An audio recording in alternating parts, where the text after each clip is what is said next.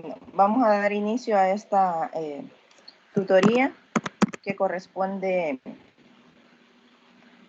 a la número 4, ¿verdad? De este día.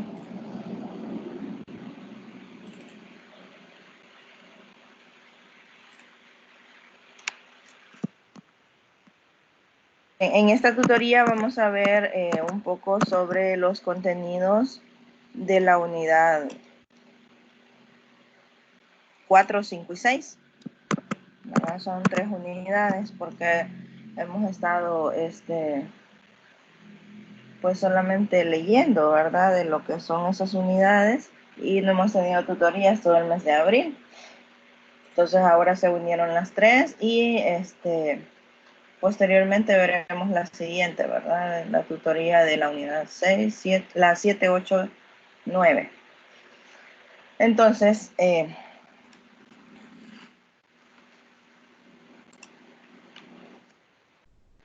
primero quise comenzar con una reflexión.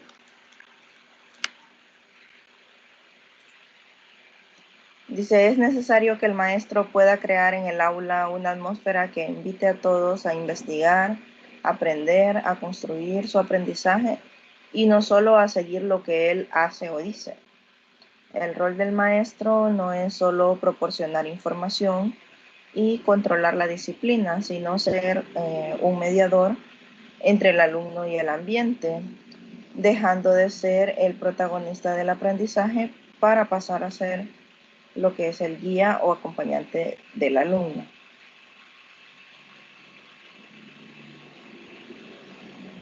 ¿Qué piensan de esa reflexión? ¿Está acertada o creen que siempre debería de ser que el alumno reciba o siga las órdenes y haga lo que el maestro hace y dice?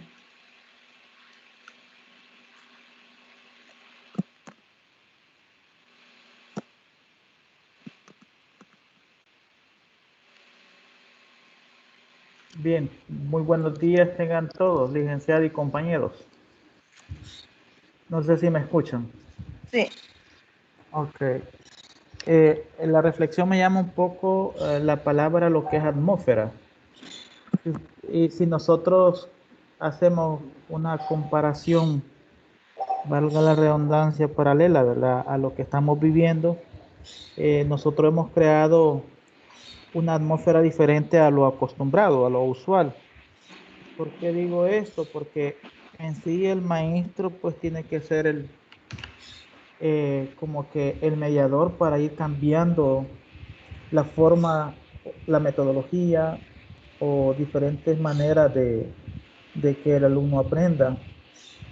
Si el maestro no crea una atmósfera diferente, en este caso virtual, difícilmente el alumno pues va a dejar de ser el protagonista del aprendizaje, porque dice al final dejando de ser el protagonista del aprendizaje. Entonces, si el docente deja de ser protagonista, lógica, también el estudiante. Entonces, creo yo que dependiendo de la atmósfera en que se está viviendo dentro del aula, eso no quiere decir de que el aprendizaje se va a estancar, al contrario, ¿verdad? Eso Bien. es lo que yo considero, no sé, dando espacio a otros compañeros por ahí. Bueno, gracias Carlos por su opinión.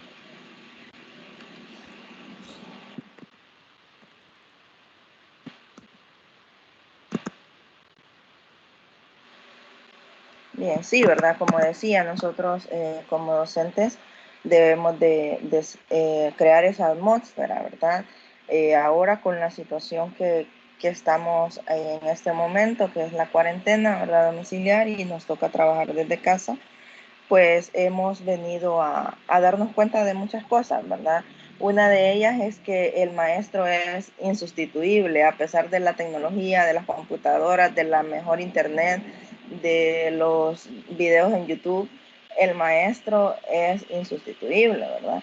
Porque siempre se necesita de un maestro para que enseñe, para que explique, para que sea un guía, ¿verdad? Un acompañante de ese estudiante, como dice la reflexión, no solo en el aula, sino también fuera de ella, como este caso.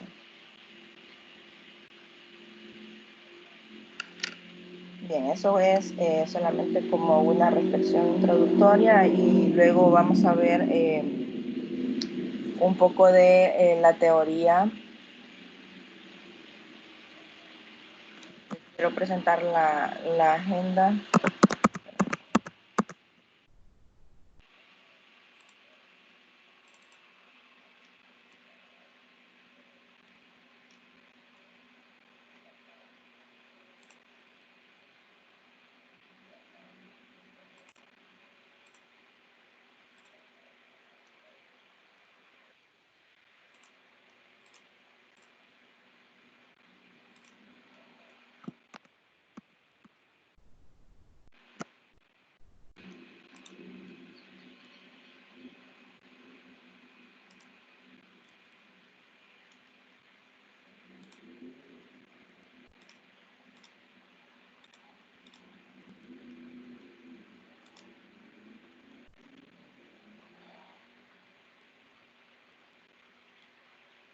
Bien, la agenda, pues la bienvenida, ¿verdad? Recordar el horario de consulta entre semana, pues ustedes me pueden consultar cuando necesiten, ¿verdad? Yo siempre estoy ahí, pero tenemos un horario establecido, ¿verdad? Que serían los viernes de 8 de la noche en adelante, pero ustedes igual durante toda la semana pueden hacer cualquier consulta. Sondeo de lectura, dice verificar si han leído, ¿verdad? Las unidades 4, 5 y 6. Presentar a los estudiantes lo que es las diapositivas que les estoy presentando anteriormente para discutir sobre ellas. En esta ocasión vamos a trabajar también con preguntas de la tutoría 4. Ahí vamos a iniciar con el tema de las unidades.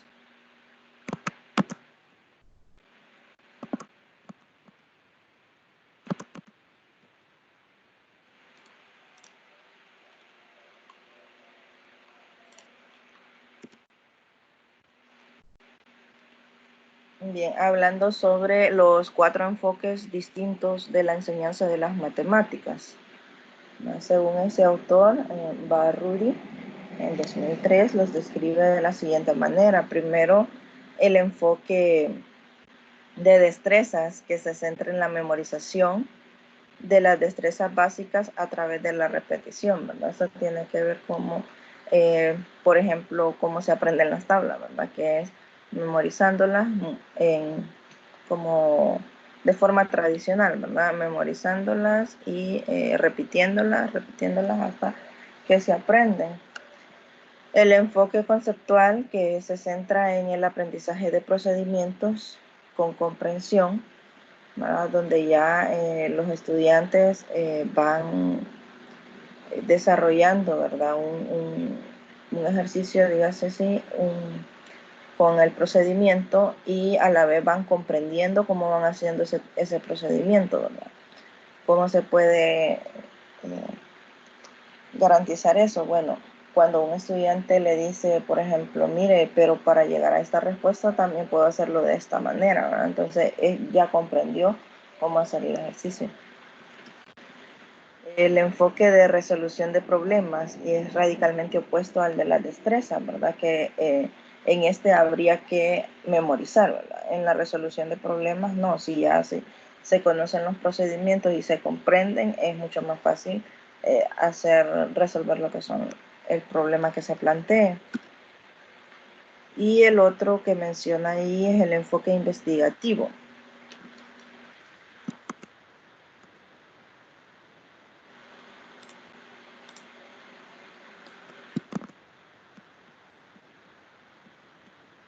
El enfoque investigativo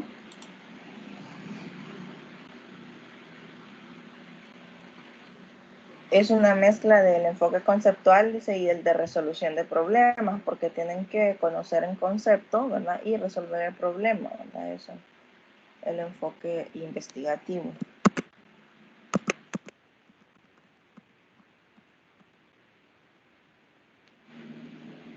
La metodología del proceso de aprendizaje de la matemática dice que es el conjunto de métodos y técnicas lógicamente coordinadas para dirigir el aprendizaje del alumno hacia determinados objetivos, ¿verdad? Según Neresi, en el 2002. Entonces, esto dice que es un conjunto de métodos y técnicas. ¿Creen ustedes, o de acuerdo a lo que han leído, es lo mismo métodos que técnicas? O sea, puedo usar un método o una técnica y es lo mismo, indiferente para el proceso de enseñanza-aprendizaje.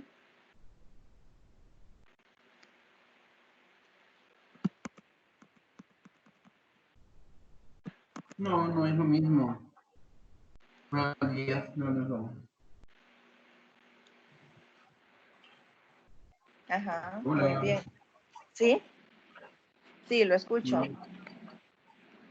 No, no es igual. No es Método es lo... una. Ok, sí, no es...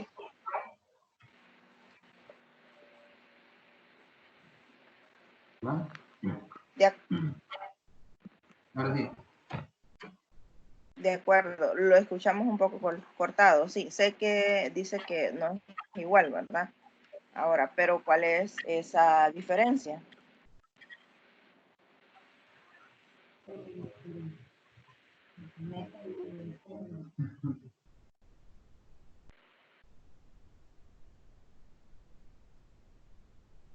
Hola. Sí, Lee. No, bueno, no sé si lo parece que hay una Solo un interrupción. momento. Sí, no sé. Hola. Hola. Sí, le escuchamos. Es que se escucha como cortado. Ah, vaya, son problemas en el internet, entonces, probablemente. Sí, el método es prácticamente la forma en la que se puede abordar una ciencia, cómo se va a desarrollar o a trabajar una determinada ciencia. Puede variar, ¿verdad? También dependiendo de la necesidad que tenga. Pero la técnica solo sirve para un momento, eh, solo para un tema específico, digamos.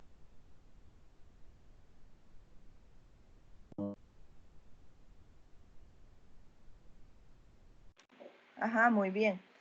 Sí, le escuchamos más claro, ¿verdad? Para un tema. Sí, entonces el método sí puede ser para toda la, para toda la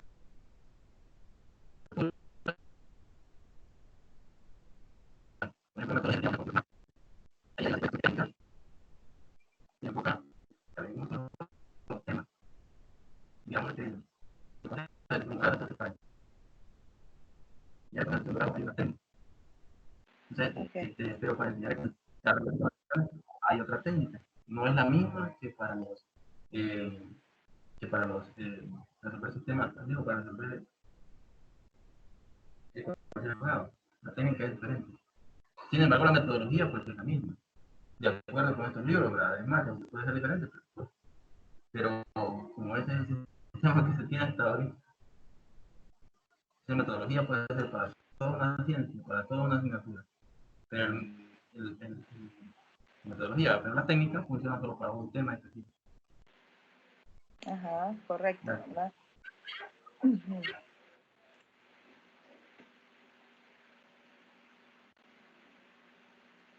Bien, Lee. No sé si me escucha cortado los compañeros y usted, Lee, o no. O- No, le escuchamos bien. Va, ok. Sí, ahí definitivamente, pues, métodos y técnicas como que son primas hermanas, ¿verdad? Pero en sí no están dentro del núcleo eh, familiar exacto, ¿verdad? Pero sin embargo, cuando hablamos de método, yo creo que es la forma en que uno lleva el trabajo dentro del aula. Y las técnicas son las herramientas como que uno usa para llegar al conocimiento. Por Sí. ejemplo, hay muchas formas de método. Me recuerdo yo que está el método constructivista, el método humanista, el conductista. Esas son las únicas tres que me vienen a la mente porque son las que hasta cierto punto uno como que las combina dentro del quehacer docente, ¿va? Pero la técnica, eso es, son las herramientas que uno usa para llegar exactamente a un conocimiento. Ajá, correcto, ¿verdad? Es como el método es un poco más amplio ¿verdad? Que la técnica, ¿verdad? El método le da sentido a la unidad, ¿verdad? Que son todos los pasos del proceso de enseñanza-aprendizaje que tiene que ver con la materia en sí, ¿verdad? En general. Y la técnica es como algo más específico, ¿verdad? Más con el de acuerdo al contenido, como decía Saúl, ¿verdad? De acuerdo a un tema específico. Muchas gracias por sus aportes. Continuamos.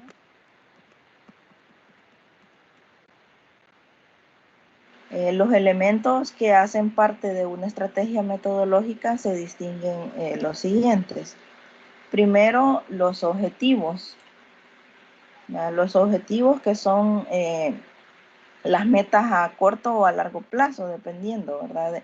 De los objetivos, si son los objetivos de la unidad, los objetivos de cada contenido, ¿verdad? Que se piensa conseguir con la realización de algunas actividades. Las actividades, pues, son las tareas o acciones que se deben seguir para alcanzar ese objetivo. El método es la forma o el proceso que se debe seguir en la ejecución de una o varias actividades, ¿verdad? A fin de conseguir ese objetivo. Siempre vamos en busca de el objetivo, ¿verdad? Y los recursos, ¿verdad? Los recursos, sean estos materiales o humanos, ¿verdad? Pueden ser incluidos ahí, tecnológicos, que hacen posible la aplicación del método determinado. Entonces, estos 4 elementos son bastante importantes y deben de ir dentro de la planificación, ¿verdad? Metodológica o la planificación didáctica. Llámese así.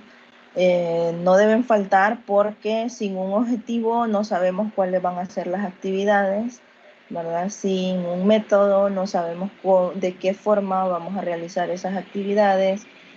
Sin recursos tampoco podemos llevar a cabo lo que son las actividades para alcanzar el objetivo. Entonces, estos 4 elementos son parte de la estrategia metodológica y deben estar siempre presentes en ella. Así es que hay que considerarlos ahí a la hora de hacer su estrategia metodológica.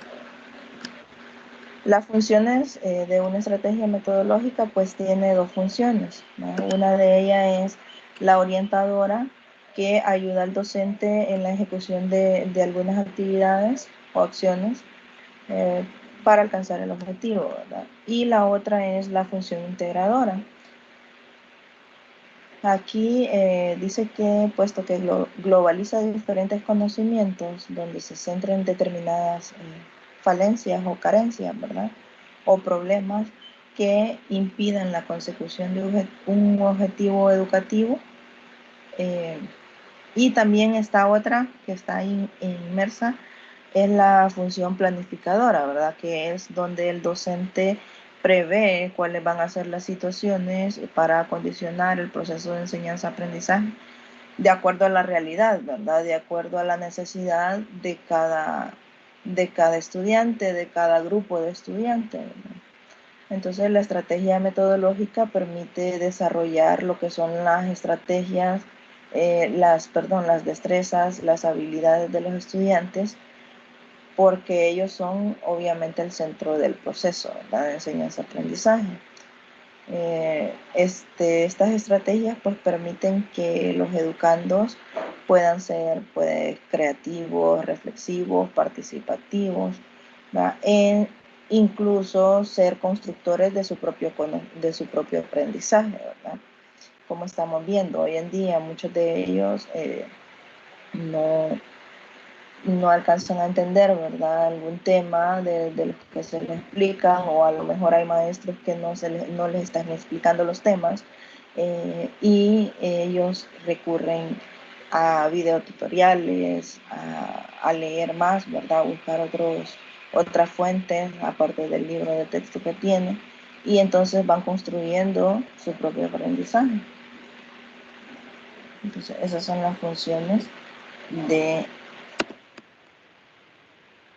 una estrategia metodológica. La siguiente es las partes que tiene una propuesta metodológica ya en matemática, ¿verdad? Primero, el título obviamente, ¿verdad? Debe plantearse, se plantea de acuerdo al tema que se va a desarrollar según el programa de estudio. Entonces, la propuesta metodológica que ustedes van a presentar ya el día de mañana, ¿verdad? Supongo que ya la tienen lista, pero es bueno, ¿verdad? Hacer como un recordatorio de todo lo que lleva o las partes de esa propuesta metodológica para ver si se les ha escapado algo por ahí y agregarlo, ¿verdad? El título, les decía, ¿verdad? Puede ser el de la unidad o el del contenido que se va a desarrollar. El objetivo, ¿verdad? Que se realiza de acuerdo a los planes establecidos, ¿verdad? El objetivo está dentro de los planes de estudio, ¿verdad? Que es lo que el docente quiere lograr o alcanzar con los estudiantes de acuerdo o mediante diferentes actividades, ¿verdad? Que se plantean en la estrategia metodológica. Otra parte es el método, que son los métodos a utilizarse en la estrategia metodológica, ¿verdad? Para el aprendizaje de las matemáticas. Este será de acuerdo al contenido que se esté haciendo, a la asignatura. Por ejemplo, una de las estrategias para matemática, de las más utilizadas quizás, es el método de resolución de problemas. En las actividades, pues ahí se realizan o se establecen, ¿verdad? Las actividades que se van a realizar, como pueden ser juegos lúdicos, de acuerdo al tema que se va a estudiar, o pueden ser tareas dentro o fuera del aula, tareas cooperativas, ¿verdad? En el caso de la educación de que estuviéramos en el aula, ¿verdad? Pero en este caso, como ustedes lo van a hacer virtual, pues agregar ahí las actividades que van a realizar en ese tiempo que han destinado para esas actividades, ¿verdad? Si lo van a hacer en una hora clase, pues solo 45 minutos, ¿verdad? Tienen que considerar que en 45 minutos, aparte de explicar el tema, dar la clase, tienen que ellos elaborar esa actividad, ¿verdad? O si lo van a hacer por bloques. Ahí depende de cómo pongan la propuesta a ustedes. Los recursos didácticos serían los materiales que se van a utilizar, ¿verdad? Todos los materiales, incluir ahí lo que son las herramientas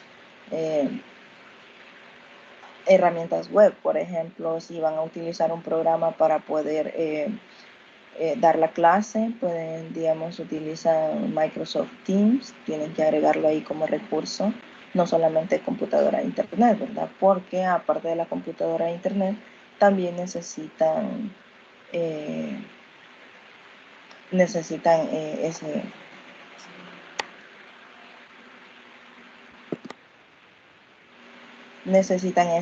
recursos o herramientas tecnológicas, ¿verdad? Como un canal para poder comunicarse, el video lo van a subir a YouTube, por lo tanto van a necesitar también de esa aplicación, ¿verdad? De YouTube, de Teams, de Classroom, de Camtasia, de Zoom, ¿verdad? Etcétera, el programa que ustedes utilizan, ¿verdad?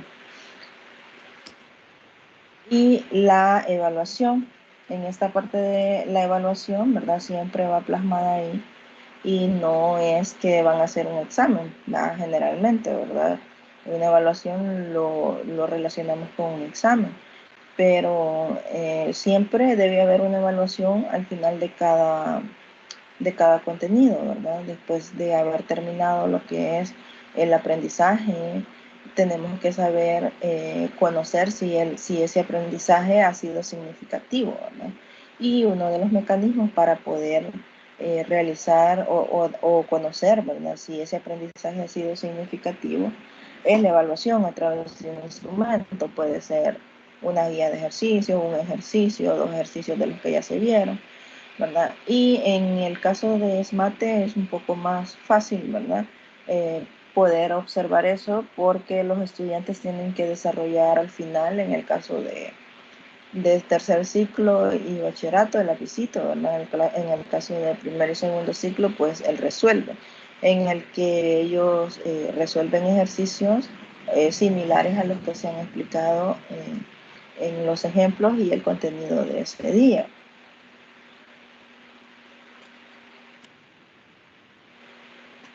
Bien, ahora vamos a ver la diferencia entre métodos y técnicas que ya la mencionaban ustedes antes, ¿verdad? El método es la dirección hacia el logro de un propósito, siguiendo el mejor camino más razonable, el que garantiza la consecución de la finalidad propuesta. Entonces, el método es únicamente como la forma en que se va a realizar algo, ¿verdad? Con orden y siguiendo ciertos principios, ¿verdad? Por ello, en pedagogía, ¿verdad? Hablamos, por ejemplo, de los métodos constructivista, el método conductista, el método humanista, ¿verdad? Todos esos son métodos, ¿verdad? Que es como la forma en que se va a realizar algo, ¿verdad? La forma en cómo se va a desarrollar la asignatura, como decíamos, ¿verdad? La forma en cómo se va a desarrollar una unidad. La técnica conviene al modo de actuar, dice, objetivamente para alcanzar una meta. La técnica está más adscrita a las formas de presentación inmediata de la materia y tienen un significado que se refiere a la materia de utilizar los recursos didácticos para la efectivización de aprendizajes del educando. Entonces, la técnica hace como referencia a las herramientas que se utilizan para hacer llegar el conocimiento, ¿no? Entonces, el método es la forma de cómo se realiza algo y la técnica es las herramientas que se utilizan para hacerlo. ¿Verdad? Por ejemplo, el método que se va a utilizar ahora es para impartir las clases de ahora hasta no sabemos cuándo, ¿no? Hasta que termine esto. El método el que se ha estado utilizando es el método virtual, ¿verdad? Pero la técnica depende de cada maestro. ¿Ya? La técnica puede ser haciendo videotutoriales o dando clases en vivo o enviando simplemente las tareas, ¿verdad? Porque hay compañeros que lo hacen, ¿verdad? Solo envían, hagan esto, copien esto y no explican nada. ¿Verdad? He tenido algunas experiencias con algunos de mis compañeros, ¿verdad? Entonces, que los estudiantes se quejan. Entonces, cada quien tiene su técnica para hacerlo, ¿verdad? Para enviar o enseñarles a los estudiantes los contenidos que tienen que ver de cada asignatura. Y la diferencia entre método y técnica. Ahora tenemos el método de enseñanza. Dice que es el conjunto de métodos y técnicas lógicamente coordinados para dirigir el aprendizaje del alumno hacia determinados objetivos. Y está el método didáctico, que este es el conjunto lógico y unitario de procedimientos didácticos que tienden a dirigir el aprendizaje, incluyendo en él desde la presentación y elaboración de la materia hasta la verificación del aprendizaje. Entonces, el método es quien da sentido a la unidad, ¿verdad? A los pasos que se van a seguir del proceso de enseñanza-aprendizaje, ¿verdad? Por eso veíamos ahí la diferencia entre método y técnica. Y las técnicas de enseñanza, que es un recurso didáctico, el cual se acude, ¿verdad? A lo que es un momento de una lección, ¿verdad? Ya lo decía Saúl por ahí.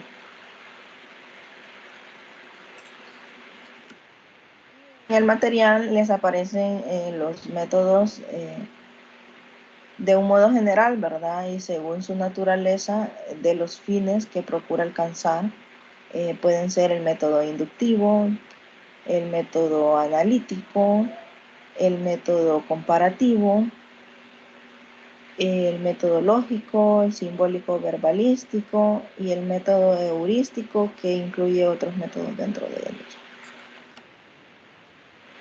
Bien, ahora el método de Singapur.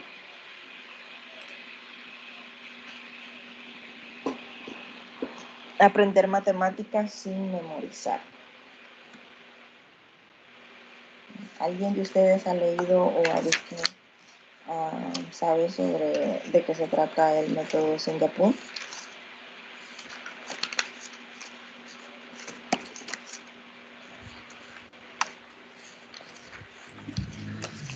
Buenos días. Sí, buenos días, Adán.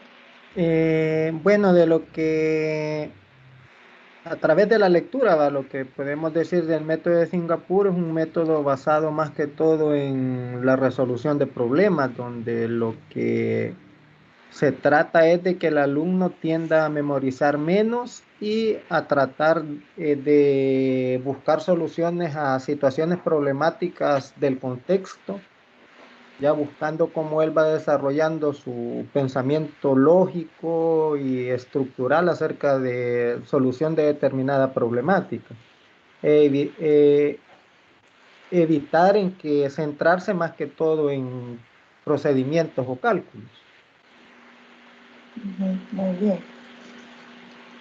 ¿Alguien más quiere aportar algo? ¿Algo más? Muy bien lo que dijo Adán, ¿verdad? También es importante que este método incluye varias etapas, que él más que todo en recoger lo que es la información, qué es lo que tenemos a favor por medio de la lectura, porque esto más que todo viene a practicar lo que es el análisis, porque si el alumno no comprende lo que el ejercicio pretende, tampoco va a lograr detallar claramente cuáles son los datos, fórmulas o, o procesos algorítmicos en el cual le tiene que facilitar. Luego viene lo que es la aplicación, que es ya la fórmula en que uno va aplicando. Y ya por último viene lo que es la comprobación. Tiene como varias etapas. Yo creo que solo son tres, ¿verdad? Que es la verificación y todo eso. Pero Singapur sí, para mí debería de ser mejor método de matemático o algo así, ¿verdad? Porque Sí. es específicamente para la área de matemática. Ajá. Muy bien, gracias por sus aportes. Sí, ¿verdad? La metodología o el método de Singapur es una metodología que establece cómo enseñar matemáticas en sí, ¿verdad? Como decía Carlos. Pero lo hace desde un punto de vista más amigable para los niños, ¿verdad? O para los que están aprendiendo.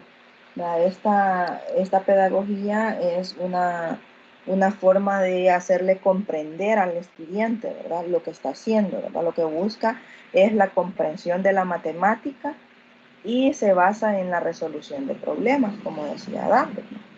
Eh, una de las características importantes de este método es que no importa la edad del que aprende, ¿verdad? Cuando se inicia un nuevo contenido, siempre parten de lo concreto eh, y después van a lo abstracto, ¿verdad? Van de lo concreto, o sea, de materiales concretos que pueden tocar, que pueden ver su forma, ¿verdad? Y ya que la mayoría de estudiantes, o casi todos, ¿verdad? Eh, la mejor forma que tienen de aprender es haciendo. Si los ponen a hacer las cosas, ellos aprenden más, ¿verdad? Entonces, eh, después van de lo concreto, materiales concretos, puede ser que, digamos, si están aprendiendo a sumar, lo hacen con tapones de botella o pueden utilizar recursos de semillas, pedacitos, ¿cómo se llama? Frijoles o lo que sea que utilicen para aprender a contar, ¿verdad? O a sumar. Entonces primero lo hacen de esa forma, después lo llevan a lo pictórico, que es como a las imágenes. Les presentan a los niños imágenes de dos naranjas más tres naranjas, son 5 naranjas, ¿verdad?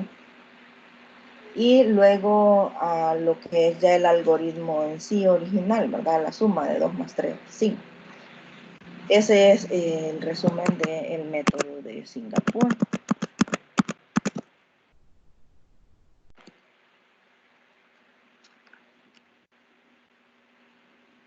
Y tenemos el marco curricular del método Singapur, que se sustenta 3 ideas fundamentales, ¿verdad? Que son el enfoque concreto,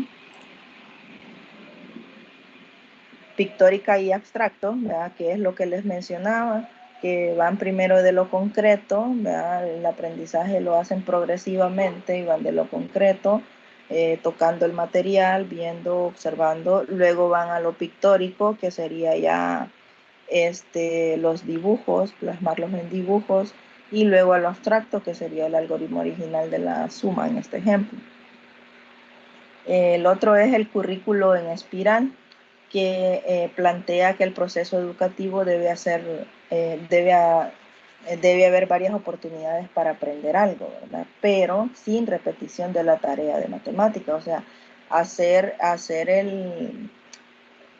el refuerzo, digamos, del contenido, pero con otros enfoque, puede ser con otros ejercicios, con otro tipo de problemas, ¿verdad? No siempre siendo el mismo. Entonces, eso es el currículum espiral.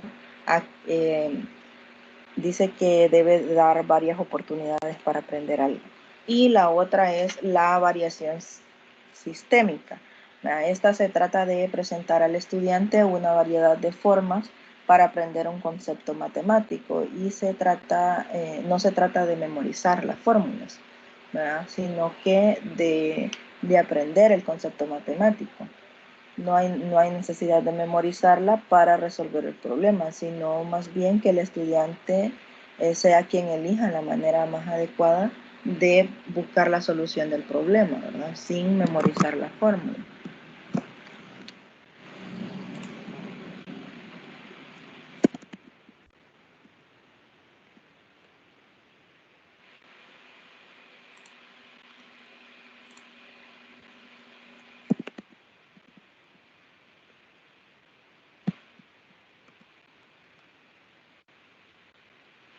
Y está ahí un ejemplo, el marco curricular de Singapur, ¿ya? Que tiene 5, digamos, pilares, que son las actitudes, la metacognición, los procesos, los conceptos y las habilidades. Y todo eso se basa en la resolución de problemas matemáticos, o para resolver problemas matemáticos. Eso es el marco curricular en sí. Bien, ahora están acá las preguntas que van a responder de esta tutoría. Solamente son 2. La primera, plantear un ejemplo donde describa el desarrollo de un contenido matemático aplicando el método de Singapur.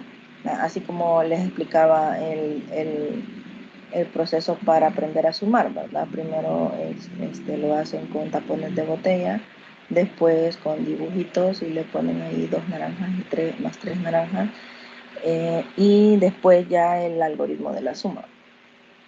Un ejemplo similar a ese. Y la segunda pregunta, escriba las ventajas y desventajas de aplicación del método Singapur en el contexto educativo salvadoreño.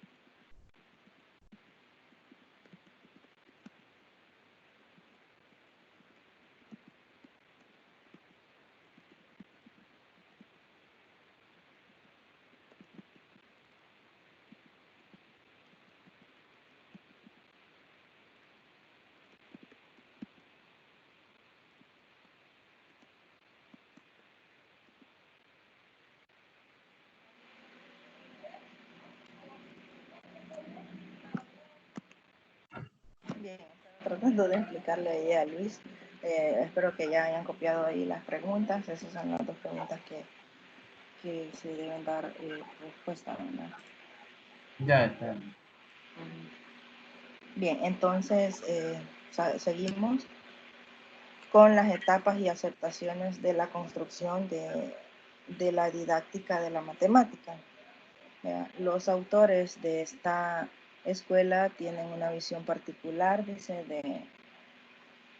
de la evolución de la educación matemática, ¿verdad? Afirman que hay tres etapas: la antigua, la clásica y finalmente la que constituiría la misma escuela francesa. Entonces, la antigua, que correspondía a la etapa de visión, ¿verdad? En ausencia de que no habían profesionales, ¿verdad?, para enseñar matemáticas, en la cual la enseñanza de la matemática podría verse solamente como un arte asociado a la calidad que podría tener el docente o el alumno en ese momento. Luego la etapa clásica, que es ya aquella que es donde se van sistematizando ya algunos asuntos relacionados con la problemática, ¿verdad?, del profesor, como por ejemplo los conocimientos previos de los alumnos, la motivación del aprendizaje, las técnicas que se utilizan, ¿verdad?, la evaluación. Aquí ya, esa es la clásica, ¿verdad? Luego está la que constituiría la misma escuela francesa, que es la didáctica fundamental, donde ya la explicación para la creación de una etapa de enseñanza de las matemáticas es que desde el punto de vista anterior, o sea, desde el punto de vista de la etapa clásica, no era posible resolver asuntos específicos, ¿no?, en los quehaceres de la matemática, de la didáctica de la matemática.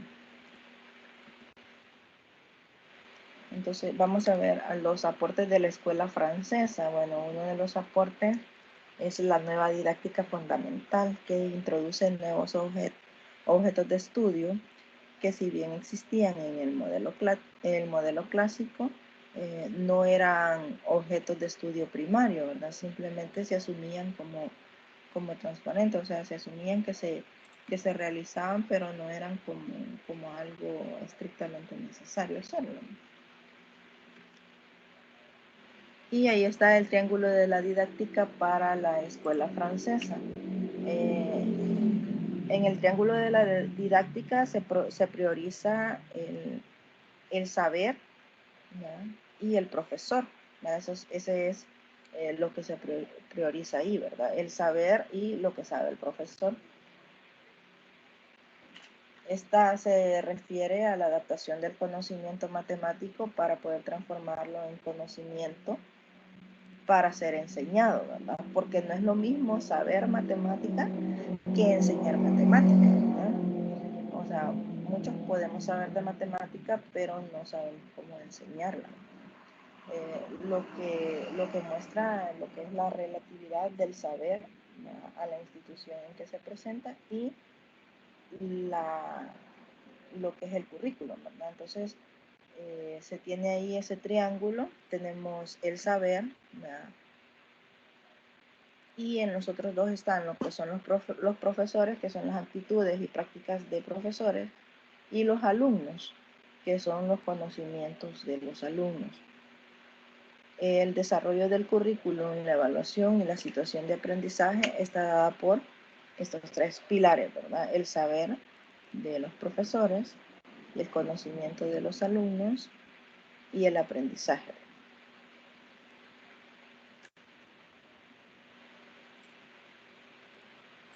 Seguimos acá con el gráfico que muestra el resumen del estado actual de la didáctica de la matemática. El saber matemático, luego está el profesor y el alumno. Entre el saber matemático y el profesor, pues están los enfoques antropológicos de Yves Chevalliard y la teoría de la transposición didáctica, ¿verdad? Entre el profesor y el alumno, pues la teoría de situaciones didácticas, ¿verdad?, como la ingeniería didáctica, o sea, como la parte de transferir ese conocimiento, ¿no? Y entre el saber matemático y el alumno, pues la teoría de campos conceptuales, ¿verdad? Lo que el estudiante debe saber.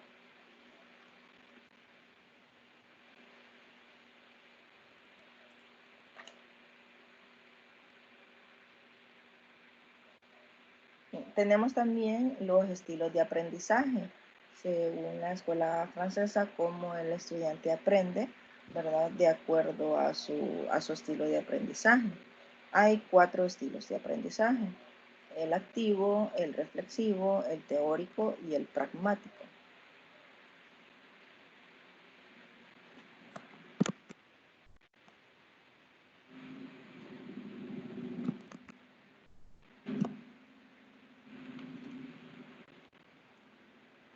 Las características de un estudiante con estilo de aprendizaje activo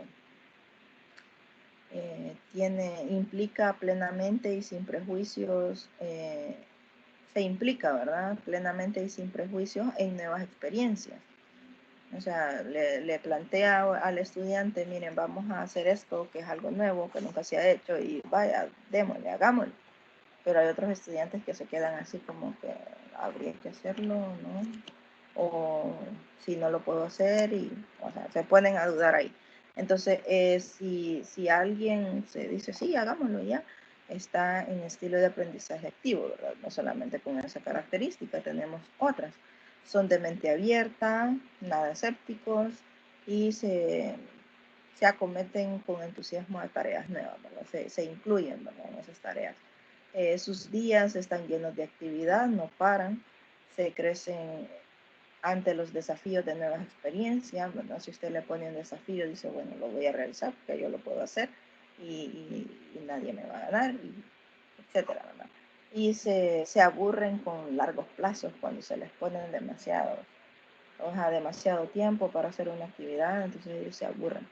Piensan que por lo menos una vez hay que intentarlo todo. ¿Ya? Eso es el estilo de aprendizaje activo. Con estas características pienso que se van identificando ya algunos, y otros van trayendo a la mente a algunos de sus estudiantes, ¿verdad? Así, es así. Bueno, el otro es el estilo reflexivo. El estilo reflexivo, estos estudiantes les gusta considerar experiencias y observarlas desde diferentes perspectivas, ¿verdad? Reúnen datos analizándolos con detenimiento antes de llegar a una conclusión, ¿no? Son más mesurados. Su filosofía consiste en ser prudentes. Disfrutan observando la actuación de los demás y escuchan a los demás. No intervienen hasta que se han adueñado de la situación, ¿verdad? Hasta que entienden de qué se está hablando, entonces intervienen. Mientras tanto, solo están analizando, ¿verdad?, la situación. Crean en su alrededor un aire ligeramente distante y condescendiente. Son más apartados, digamos. El teórico, pues, se enfoca en los problemas de forma vertical, escalonada, o sea, en orden, ¿verdad?, por etapas lógicas. Tienden a ser perfeccionistas, que tienen que hacerlo perfecto, ¿verdad?, si no, no está bien. Integran los hechos en teorías coherentes. Son profundos en su sistema de pensamiento a la hora de establecer teorías, principios y modelos. Les gusta analizar y sintetizar, ¿verdad? Buscan la racionalidad y objetividad, huyendo de lo subjetivo o de lo ambiguo. Y para ellos, si es lógico, entonces son buenos, ¿verdad? Si es lógico, está bien. Si no es lógico, no está bien, ¿verdad? Entonces, este es el estilo teórico. Esto es más que todo para... Bueno, yo he notado estas características en personas que están estudiando o son ya abogados, están estudiando leyes, son más así, ¿verdad?, más profundos en su sistema de pensamiento, como dice ahí, y son bien perfeccionistas. El estilo pragmático, que es el punto fuerte de las personas con predominancia en estilo pragmático, es la aplicación de la práctica de las ideas. ¿Ya? Descubren el aspecto positivo de las nuevas ideas y aprovechan la primera oportunidad para experimentarlas. Les gusta actuar rápidamente, con seguridad, con aquellas ideas y proyectos que les atraen y tienden a ser impacientes cuando hay personas que teorizan, ¿verdad? Cuando se les da mucha teoría, ellos son como más impacientes porque lo que quieren es ya hacer el ejercicio. Piensan la tierra cuando, perdón, pisan la tierra cuando hay que tomar una decisión, resolver un problema, son más centrados, ¿verdad? Digámoslo así. Y su filosofía es siempre se puede hacer mejor si funciona es bueno, ¿no? Entonces, eso es el estilo pragmático donde los estudiantes aplican, ¿verdad? La teoría, la aplicación, se la llevan a la práctica, ¿verdad? Eso es lo que más les llama la atención a ellos y son los que aprenden haciendo, como les decía.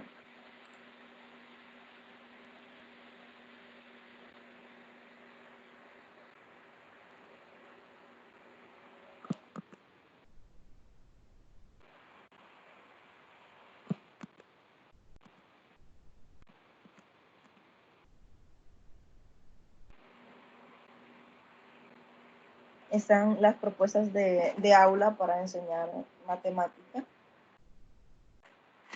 Dice ahí, la escuela, al enfocar el aprendizaje de las matemáticas, nos hace sin tomar en cuenta la realidad del niño, ¿verdad? Se aleja por completo de los fines que pretende alcanzar en esta área del conocimiento. Los juegos, parte esencial de la vida, todo niño sano, ofrecen un campo enriquecido de la escuela que pueden aprovechar.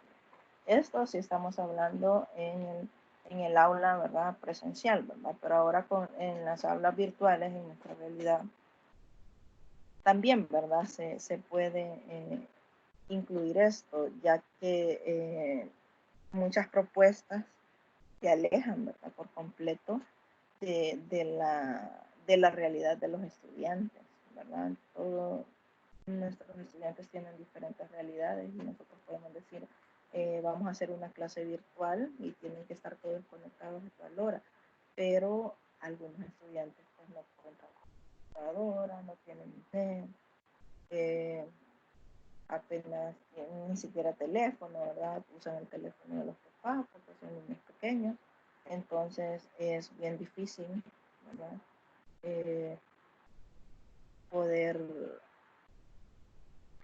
Poder enfocar, ¿verdad? El aprendizaje sin ver la realidad o ver la realidad de estos estudiantes. Y los juegos obviamente son parte esencial de la vida y en este momento pues solamente se pueden hacer dentro de casa. Y ahí está el aprendizaje de las matemáticas, llegará a adquirir su verdadero sentido y auténtico valor cuando y establece ahí algunos criterios, ¿verdad? Por ejemplo, que los maestros conozcan las características psicológicas del niño, que el sistema escolar, tanto en la relación con los programas como respecto a quienes imparten la educación, estén dispuestos a respetar dicho proceso, ¿verdad? Cuando se le presente al niño problemas reales, adaptados o contextualizados a su realidad, ¿verdad? Cuando se estimule a los alumnos a buscar soluciones a problemas que se han planteado. Cuando se establezca en el aula un clima de libertad que permita plantear situaciones que le interesen al alumno, ¿verdad? Y cuando el niño no sienta temor de equivocarse o tenga esa idea, ¿verdad?, de que las matemáticas son difíciles. Entonces, para lograr esta forma de trabajo será indispensable pues, que nosotros como docentes nos preocupemos, ¿verdad?, por conocer esos niveles de conceptualización de los alumnos, esté atento a los intereses de los estudiantes, a reconocer que en juego está el interés primordial de los niños y que las actividades lúdicas que se propongan conduzcan a una reflexión lógico-matemática, ¿verdad? No solo es vamos a hacer una actividad lúdica para entretener al estudiante, sino que ésta lleve una secuencia lógico-matemática. Que el docente también trate de que sean niños, los mismos niños, ¿verdad?, quienes inventen los problemas, podría ser, y abandonar esa idea de que una clase que trabaja es aquella en la que el niño está siempre en su asiento, sentado, ¿verdad? En silencio y sin consultarlo. No estamos hablando de hacer desorden, ¿verdad? Pero sí, si un estudiante está consultando, está preguntando, o yo no entiendo este ejercicio, o se adelanta a hacer el ejercicio, ¿verdad? No significa que la clase no se está trabajando bien.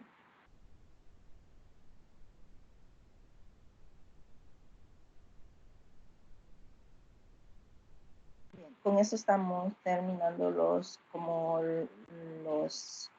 temas más relevantes, ¿verdad? De estas 3 unidades, que es bastante la teoría, entonces traté de resumir lo más importante, lo más relevante, algunos recordatorios, pues la entrega de la tarea 2, que ya supongo la tienen ya casi lista, es para mañana, y la entrega de la tarea 3, la práctica 2 y la práctica 3, que van todas incluidas ahí, es el 16 de mayo.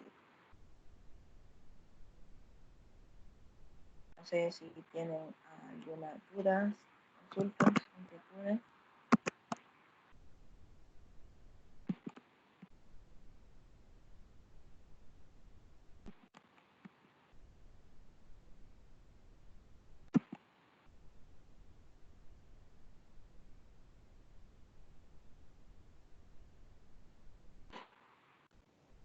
Lick, disculpe, para el video que vamos a hacer de la propuesta, ¿va a haber alguna rúbrica? Para el video que se va a hacer, sería la tarea 3. ¿Sí? Las indicaciones de la tarea 3. Ahí no recuerdo si hay una rúbrica ahí. Porque hasta el momento las que he visto son las indicaciones para hacer la tarea que vamos a entregar mañana. De la propuesta. Ya para lo del video si no tenemos, porque como según se nos informó, ¿verdad? De que el video va a ser en base a la propuesta, ¿verdad? Sí. Ajá, pero en las indicaciones de la propuesta nos dice de elaborar una propuesta metodológica para 2 horas clases. Sí. Entonces, mi duda es si el video que vamos a hacer va a ser en base a esas 2 horas clases o se va a hacer únicamente para 1 hora clase. Ahí es donde tengo yo la duda. No, es que la cosa es que les dicen para 2 horas clase, o sea, son dos contenidos. Porque se supone que en 45 minutos resuelve un contenido, ¿verdad? En los otros 45 el otro contenido. Entonces son como 2 propuestas, digamos, 2 clases. Y usted va a decidir qué clase va a dar el día que haga el video. Es que ahí era mi duda que tenía en esa parte.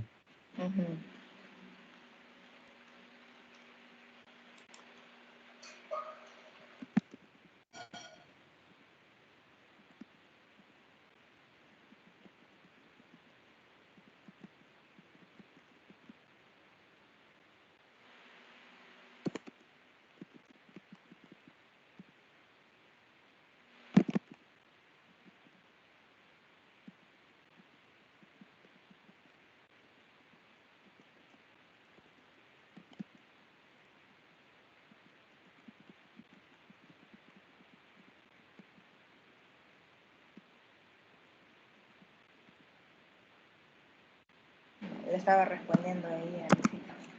Entonces, es así, ¿verdad? Tienen que ser, como dice, 2 horas clase, o sea, son 2 propuestas en sí. Por eso se planteaba de que podrían hacer una presencial y una propuesta virtual, ¿verdad? Entonces ustedes decidían cuál de las 2 tomar al final. Si es presencial, igual pueden hacerla, ¿verdad? Grabarse frente a una pantalla, una pizarra, perdón, y escribirle a los alumnos como que ustedes estuvieran en el aula, ¿verdad? Tipo Julio Profe, ¿verdad? Algo así. Entonces, y si no, si es virtual, pues igual pueden dar la clase con cualquiera de las plataformas que hay para hacer videoconferencias. Y si es posible, ¿verdad? Podrían también pedir colaboración con sus compañeros que se conecten a esa videoconferencia, si no pueden hacerlo con los estudiantes, ¿verdad? Con sus estudiantes, pues que se conecten sus compañeros haciéndose pasar por los estudiantes y crear ahí lo que es la clase.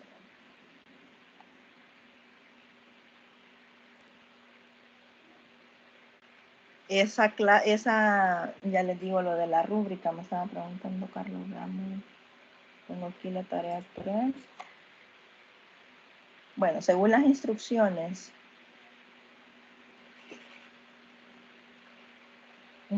de la tarea 3, dice que van a seleccionar el contenido que van a desarrollar de tercer ciclo o media, seleccionar y elaborar el recurso para utilizar en el video, que serían como las diapositivas que van a utilizar, comunicar al tutor y a sus compañeros la fecha y hora que se desarrollará la clase virtual para contar con audiencia, utilizar enlaces de Microsoft Teams que se utilizan para las tutorías, desarrollar la clase, grabarla, desarrollar el contenido, agradecimiento a los participantes, la despedida y luego cargar el video en YouTube.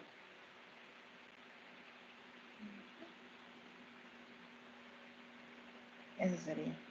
Entonces, por eso les decía que pueden pedir pues la colaboración de sus compañeros y yo también, ¿verdad? Como tutora puedo estar ahí. Solo especifican ahí la hora en que se va a realizar la clase. Porque recuerden que es el porcentaje de la tarea 3 que solamente tenía el 10%, ¿verdad? Y aparte la práctica 2 y la práctica 3. La práctica 2 tenía un 6% y la práctica 3 el 10%, el 8%. Entonces, en total, ustedes están jugando ahí el 24% de su calificación final. Entonces, esta tarea, no sé, creo que todavía no la están, ustedes no la pueden ver todavía esto, pero se los voy a enviar al grupo para que lo tengan ahí, aunque ya después el licenciado lo va a habilitar, ¿verdad? Pero para que lo tengan ahí como base, porque en base a esas indicaciones se va a evaluar el video.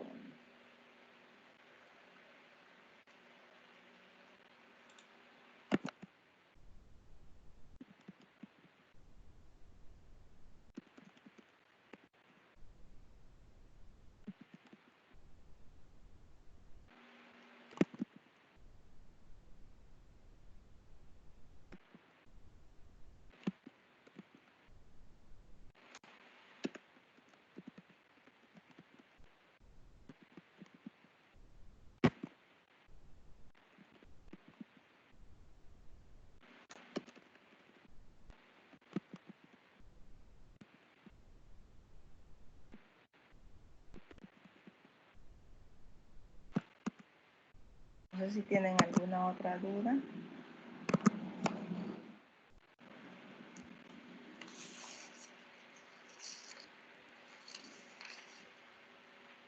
Es bueno que vean ahí los videos que están en los contenidos, ¿verdad? Hay consejos para ser un buen profesor. Es bastante bueno ese video, ¿verdad? Les da consejos ahí de cómo ser un buen profesor, aunque yo sé que ustedes lo son, ¿verdad? Pero podríamos mejorar.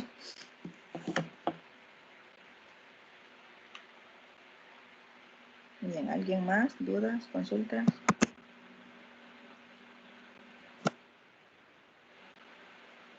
Bueno, si no hay más dudas ni más consultas, pues nos vamos a quedar hasta acá. Y igual, ¿verdad? Si en el camino van surgiendo algunas dudas, pueden hacérmelas por medio de mensajes o por medio de correo, como quieran. Les agradezco su asistencia y su participación.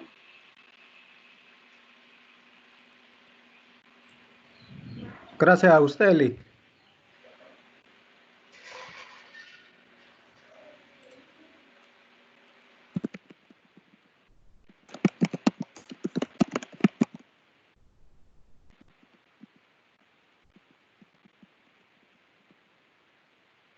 un saludo entonces y que tengan un buen fin de semana y nos vemos la próxima.